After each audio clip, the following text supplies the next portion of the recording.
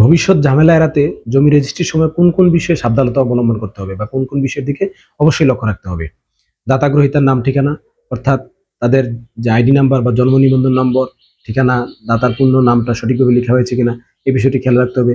মালিকানা ধারাবাহিক বিবরণ ঠিক আছে কিনা, বায়া দলিলের যে নম্বরগুলো সেগুলো সঠিক আছে কিনা, দাগ নাম্বার, খতিয়ান নাম্বার, সাবেক দাগ নম্বর, হাল দাগ নম্বর, জমির পরিমাণ অঙ্কে এবং কথায় ঠিক আছে কিনা, তারপর হচ্ছে জমির যে চৌহদ্দি আপনি কোন দিক থেকে কিনছেন, আপনার ডানে বামে কে আছে, সামনে পেছনে কে আছে, ইত্যাদি বিষয়গুলো অবশ্যই লক্ষ্য রাখতে হবে। আর যদি ওয়ারিশি সম্পত্তি হয়ে থাকে তাহলে ওয়ারিশদের মধ্যে বাটোয়ারা দলিল আছে কিনা, যদি বাটোয়ারা দলিল না থাকে তাহলে পরবর্তীতে অন্য ওয়ারিশরা প্রিএমশন করতে পারে কিংবা নিষেধাজ্ঞার মামলা দিয়ে আপনাকে জমিতে ঢুকতে দিবে না বা বাটোয়ারা মামলা করে আপনাকে ঝামেলা ফেলতে পারে।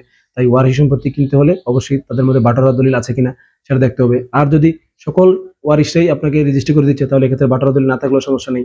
বা আপনি ওয়ারিশ চারজন, আপনি দুইজন থেকে জমি কিনছেন, অন্য দুইজন দলিলে সাক্ষী শনাক্তকারী আছে, এক্ষেত্রেও আপনি সেফ থাকবেন, তারা কোনো পরবর্তী ঝামেলা করতে পারবে না। কিংবা আপনি জমির এমন সাইড কিনছেন যেটা নিয়ে পরবর্তীতে মানে ব্যাকওয়ার্ড সাইডটা আপনি কিনছেন যেটা নিয়ে অন্য ওয়ারিশরা পরবর্তীতে ঝামেলা করার কোনো সম্ভাবনা নাই। অর্থাৎ ওয়ারিশি জমি কেনার ক্ষেত্রে আপনাকে সতর্ক থাকতে হবে, বাটোয়ারা দলিল থাকতে হবে, নয় সকল পক্ষ থেকে জমি নিতে হবে, অথবা চারজন যদি ওয়ারিশ হয় দুইজন থেকে জমি নিচ্ছেন, অন্য দুজনকে দলিলে সাক্ষী শনাক্তকারী রেখে দিবে, তাহলে আপনি ভবিষ্যতে সেফ থাকতে পারবেন, কোনো ধরনের ঝামেলা করতে হবে না। আশা করি বিষয়টি বুঝেছেন। সবাই ভালো থাকবেন, ধন্যবাদ।